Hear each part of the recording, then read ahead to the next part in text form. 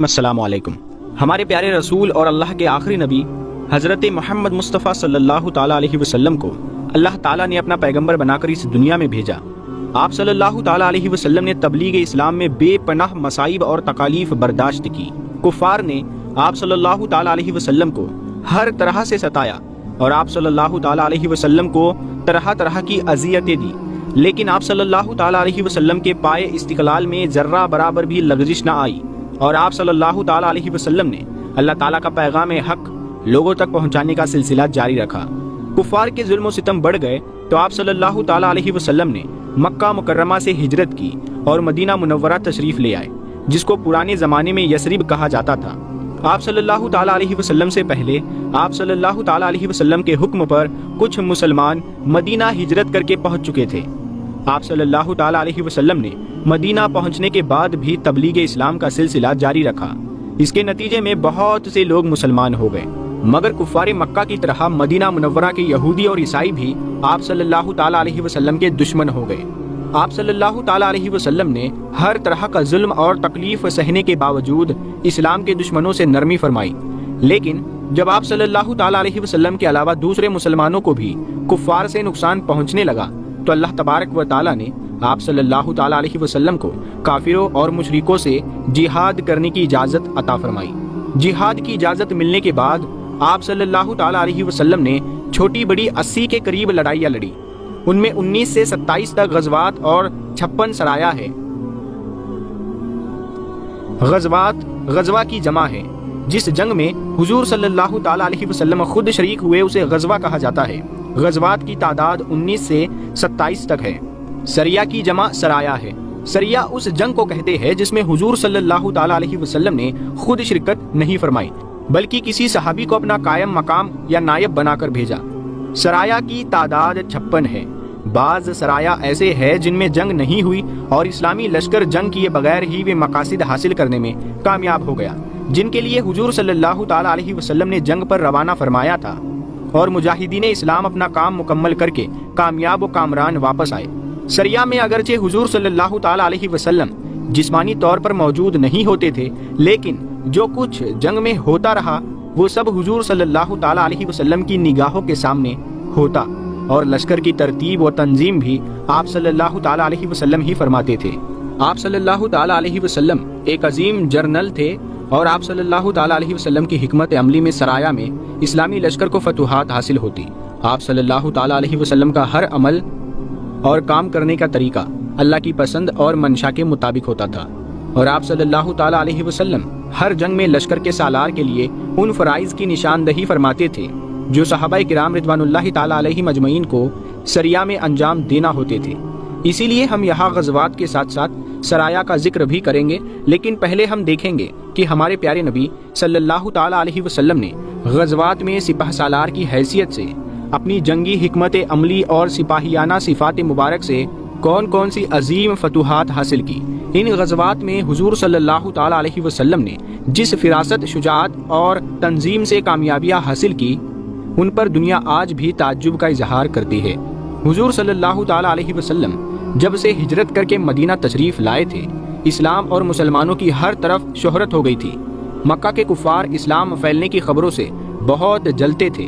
انہیں اندیشہ ہوا کہ مسلمان طاقت پکڑ کر ہم پر حملہ نہ کر دیں، چنانچہ انہوں نے مسلمانوں کو مدینہ سے نکالنے کی ہر طرح کی کوششیں کی، لیکن کامیاب نہ ہوئے۔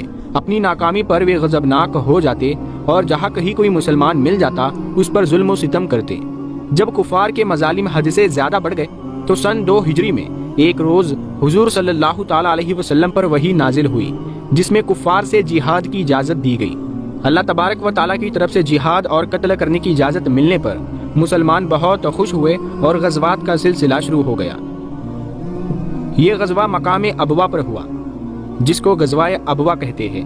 حضور صلی اللہ تعالیٰ علیہ وسلم کی ولادت یعنی پیدائش سے کچھ عرصہ پہلے آپ صلی اللہ تعالیٰ علیہ وسلم کے والد حضرت عبداللہ بن عبد المطلب تجارت کے سلسلے میں ملک شام گئے تو وہاں سے واپسی پر بیمار ہو گئے اور مدینہ کے راستے میں مقام ابوا پر انتقال کر گئے۔ یہاں ان کے رشتہ دار رہتے تھے جن کے قبیلے کا نام بنو نجار تھا، چنانچہ ان کو بنو نجار کے قبرستان میں دفن کر دیا گیا۔ جب حضور صلی اللہ تعالیٰ علیہ وسلم کی عمر مبارک 6 سال ہوئی تو آپ صلی اللہ تعالیٰ علیہ وسلم کی والدہ ماجدہ بی بی آمینہ آپ صلی اللہ تعالیٰ علیہ وسلم کو آپ صلی اللہ تعالیٰ علیہ وسلم کے والد کی قبر کی زیارت کے لیے ابوا لے گئی۔ مدینہ آنے کے بعد آپ صلی اللہ تعالیٰ علیہ وسلم نے سن 2 ہجری میں صحابہ کے ساتھ اسی مقام ابوا کی طرف کوچ کیا۔ اس سفر کا مقصد تبلیغ اسلام تھا۔ آپ صلی اللہ تعالیٰ علیہ وسلم نے اپنے مختصر لشکر کا علم بردار یعنی سالار حضرت حمزہ رضی اللہ تعالیٰ عنہ کو بنایا، جو آپ صلی اللہ تعالیٰ علیہ وسلم کے چاچا تھے۔ 8 منزلیں طے کر کے آپ صلی اللہ تعالیٰ علیہ وسلم ابوا کے مقام پر پہنچے اور قیام فرمایا۔ وہاں آپ صلی اللہ تعالیٰ علیہ وسلم نے قبیلہ بنو جمرہ سے باہمی امداد اور تعاون کا معاہدہ کیا۔ اس معاہدے کی شرطیں یہ تھی کہ بنو جمرہ آپ صلی اللہ تعالیٰ علیہ وسلم سے جنگ نہیں کریں گے، نہ آپ صلی اللہ تعالیٰ علیہ وسلم کے خلاف اپنی جماعت میں یعنی فوج میں اضافہ کریں گے، اور نہ آپ صلی اللہ تعالیٰ علیہ وسلم کے مقابلے میں آپ صلی اللہ تعالیٰ علیہ وسلم کے دشمنوں کی مدد کریں گے، بلکہ اگر کوئی دشمن آپ صلی اللہ تعالیٰ علیہ وسلم پر حملہ کرے گا تو بنو جمرہ آپ صلی اللہ تعالیٰ علیہ وسلم کی مدد کریں گے۔ یہ ایک تحریری معاہدہ تھا۔ اس غزوہ میں آپ صلی اللہ تعالیٰ علیہ وسلم کے ساتھ صرف 60 مہاجر مسلمان تھے۔ اب بات کرتے ہیں غزوہ بوات کی۔ ہجرت کے 13ویں مہینے میں غزوہ بوات پیش آیا۔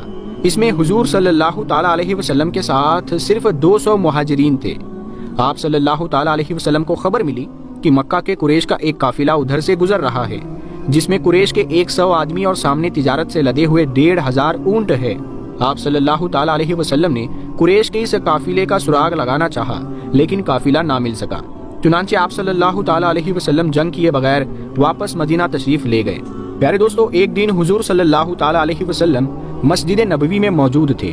آپ صلی اللہ تعالیٰ علیہ وسلم کے پاس اس وقت حضرت صدیق اکبر رضی اللہ تعالیٰ عنہ، حضرت سعد رضی اللہ تعالیٰ عنہ، حضرت حمزہ رضی اللہ تعالیٰ عنہ، حضرت علی رضی اللہ تعالیٰ عنہ اور دوسرے اسلام کے جانثار بیٹھے تھے کہ ایک مسلمان پریشانی کی حالت میں آپ صلی اللہ تعالیٰ علیہ وسلم کے پاس آیا اور عرض کیا، یا رسول اللہ صلی اللہ تعالیٰ علیہ وسلم، مکہ کا ایک سردار قرظ بن جابر ہماری چراگاہ پر حملہ کر کے ہمارے اونٹ ساتھ لے گیا ہے۔ اس خبر پر حضور صلی اللہ تعالیٰ علیہ وسلم کا چہرہ مبارک سرخ ہو گیا۔ آپ صلی اللہ تعالیٰ علیہ وسلم نے فرمایا کہ کفار ہمیں مکہ سے 300 میل دور بھی چین نہیں لینے دیتے، ایسی حرکتوں سے وہ ہمیں دعوت جنگ دیتے ہیں۔ اس کے بعد آپ صلی اللہ تعالیٰ علیہ وسلم نے قریش کے سردار قرظ بن جابر فہری کے تعقب کے لیے لشکر کشی فرمائی۔ مکہ کے قریش کا مسلمانوں کی چراگاہ پر حملہ کرنے کا مقصد مسلمانوں پر یہ ظاہر کرنا تھا کہ وہ 300 میل دور بھی انہیں نقصان پہنچا سکتے ہیں۔ حضور صلی اللہ تعالیٰ علیہ وسلم مجاہدین اسلام کے ساتھ کفار کے لشکر کو تلاش کرتے ہوئے بدر کی وادی صفوان تک پہنچے، لیکن قرظ بن جابر اور اس کے ساتھی نہ مل سکے۔ چنانچہ آپ صلی اللہ تعالیٰ علیہ وسلم واپس مدینہ چلے آئے۔ اس غزوہ کو پہلا غزوہ بدر کہا جاتا ہے۔ غزوہ عشیرہ۔ اب بات کرتے ہیں غزوہ عشیرہ کی۔ ہجرت کے دوسرے سال جمادی الاول میں نبی کریم صلی اللہ تعالیٰ علیہ وسلم کو اطلاع ملی کہ قریش کا ایک قافلہ مکہ سے روانہ ہے، جس میں ابو سفیان اپنے سامان اور بہت سے ساتھیوں کے ساتھ تجارت کے لیے جا رہا ہے۔ آپ صلی اللہ تعالیٰ علیہ وسلم اس قافلے کو روکنے کے لیے 150 یا 200 مہاجرین کے ساتھ مدینہ منورہ سے نکلے۔ ان مجاہدین کے ساتھ صرف 30 اونٹ تھے۔ جب آپ صلی اللہ تعالیٰ علیہ وسلم مقام عشیرہ پر پہنچے، جہاں قبیلہ بنو مدلج آباد تھا، تو آپ صلی اللہ تعالیٰ علیہ وسلم کو معلوم ہوا کہ قافلہ چند روز پہلے ہی وہاں سے گزر چکا ہے۔ چنانچہ آپ صلی اللہ تعالیٰ علیہ وسلم نے مزید سفر کرنے کی بجائے کچھ دن اسی جگہ قیام فرمایا۔ یہاں آپ صلی اللہ تعالیٰ علیہ وسلم نے قبیلہ بنو مدلج اور ان کے حلیف قوم یا متر بنو جمرہ سے مصالحت کی یعنی صلح فرمائی۔ اس کے بعد مدینہ واپس ہوئے۔ اس غزوہ کو تاریخ اسلام میں غزوہ عشیرہ کے نام سے یاد کیا جاتا ہے۔ رجب سن 2 ہجری میں حضور صلی اللہ تعالیٰ علیہ وسلم نے حضرت ابو عبیدہ بن جراح رضی اللہ تعالیٰ عنہ کو سفر کی تیاری کا حکم فرمایا، لیکن ابو عبیدہ رضی اللہ تعالیٰ عنہ کو صدمہ ہوا کیونکہ وہ حضور صلی اللہ تعالیٰ علیہ وسلم سے جدا نہیں ہونا چاہتے تھے۔ آپ صلی اللہ تعالیٰ علیہ وسلم نے انہیں غمگین پا کر عبداللہ بن جحش اسدی کو 12 مہاجرین کے ساتھ ایک نخلستان کی طرف روانہ کیا، جو مکہ کے قریب ابن عامر کا باغ تھا۔ اسے نخلا کہا جاتا ہے۔ یہ وہ مقام ہے جہاں حضور صلی اللہ تعالیٰ علیہ وسلم نے طائف سے مکہ واپسی پر قیام فرمایا تھا اور جنوں کی ایک جماعت نے اسلام قبول کیا تھا۔ نبی کریم صلی اللہ تعالیٰ علیہ وسلم نے عبداللہ بن جحش کو ایک پرچہ دیا اور فرمایا مکی سے 2 دن کی مسافت 2 دن کے سفر کے بعد کھولنا اور اس میں لکھے ہوئے حکم پر عمل کرنا، لیکن اس کام کے لیے اپنے ساتھیوں کو مجبور مت کرنا۔ چنانچہ 2 دن کے سفر کے بعد فرمان رسول صلی اللہ تعالیٰ علیہ وسلم کے مطابق عبداللہ بن جحش نے پرچہ کھول کر پڑھا تو اس میں لکھا تھا کہ مکہ اور طائف کے درمیان موجود باغ یعنی نخلا، اس میں جا کر ٹھہرے اور قریش کی طاق میں رہے، ان کے حالات معلوم کرے اور پھر اپنے ساتھیوں کو اطلاع دے۔ حضور صلی اللہ تعالیٰ علیہ وسلم کے احکامات سن کر سب ساتھی بخوشی عبداللہ بن جحش کے ساتھ آگے بڑھے۔ نخلا پہنچ کر مجاہدین اسلام کا اسلام کے دشمنوں سے ٹکراؤ ہوا۔ یہ رجب کا مہینہ تھا جس میں عرب میں جنگ نہیں ہوتی تھی، لیکن دشمن کے مقابلے میں مسلمانوں کو مجبوراً جنگ کرنی پڑی۔ اس لڑائی میں کفار کا ایک آدمی عمر بن حجرمی مسلمانوں کے تیروں سے قتل ہوا، جبکہ 2 افراد گرفتار ہوئے۔ اس جنگ میں مسلمانوں کو مال غنیمت بھی ملا، لیکن جب یہ مجاہدین دونوں قیدیوں کے ساتھ واپس مدینہ منورہ پہنچے تو حضور صلی اللہ تعالیٰ علیہ وسلم نے فرمایا کہ میں نے تمہیں لڑائی کا حکم نہیں دیا تھا۔ اس پر ان مسلمانوں کو سخت ندامت ہوئی، لیکن پھر حضور صلی اللہ تعالیٰ علیہ وسلم پر اللہ کی طرف سے وحی نازل ہوئی جس میں اللہ تعالیٰ نے ان کی تسلی فرمائی۔ یہ سورہ بقرہ کی 217ویں آیت تھی جس میں حق تعالیٰ کی طرف سے یہ بات واضح کر دی گئی کہ بے شک حرام مہینوں میں جنگ کرنا بڑا گناہ ہے، لیکن اس سے بڑا گناہ تو یہ ہے کہ لوگوں کو حرم یعنی کعبہ میں داخل ہونے سے روکا جائے اور ان کو جلا وطن کیا جائے۔ اس آیت کریمہ سے مسلمانوں کو دلی اطمینان حاصل ہوا اور دونوں قیدیوں کو فدیہ لے کر آزاد کر دیا گیا۔ اس لڑائی کو تاریخ اسلام میں واقعہ نخلا کہا جاتا ہے۔ واقعہ نخلا کے مسلمانوں کے ہاتھوں میں عمر بن حجرمی کے قتل اور 2 آدمیوں کے قید ہو جانے پر مکہ کے قریش انتقام کی آگ میں جلنے لگے تھے۔ رمضان سن 2 ہجری میں ابو سفیان بہت بڑا تجارتی قافلہ لے کر 70 آدمیوں کے ساتھ شام سے واپس آ رہا تھا۔ کفار مکہ اپنے آدمی کے قتل کا بدلہ لینے کے لیے آگ ببولا ہو رہے تھے، لیکن یہ خوف بھی تھا کہ مسلمان ان کے قافلے کو لوٹ لیں گے۔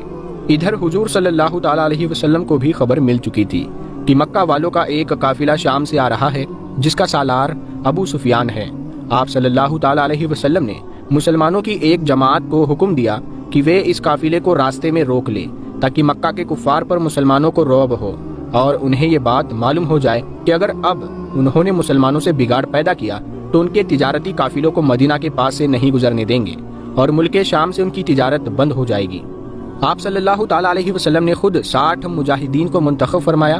عبیدہ بن حرس رضی اللہ تعالیٰ عنہ کو لشکر کا سردار مقرر کر کے ہرا رنگ کا پرچم عطا